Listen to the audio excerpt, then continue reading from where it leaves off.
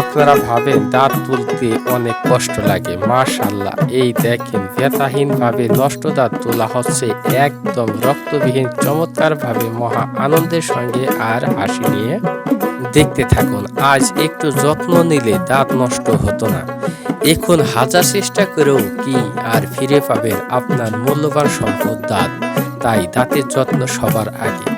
যত্নের অভাবে নষ্ট হয়ে গেছে আপনার দাঁত, তাই সময় মতো দাঁত ও মুখের যত্ন নিন, ব্রাশ করুন, চিকিৎসা নিন, সুস্থ থাকুন। মনে রাখবেন, আজ যত্ন না নিলে কাল আফসোস ছাড়া কিছুই থাকবে না আপনার।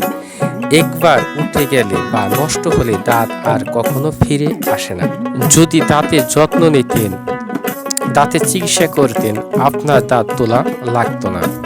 মনে রাখবেন, চিবিয়ে যদি খেতে চান দাঁতের যত্ন আগে নেন। মনে রাখবেন, সুস্থ থাকবেন, কখনো বয়সের ভারে দাঁত নড়ান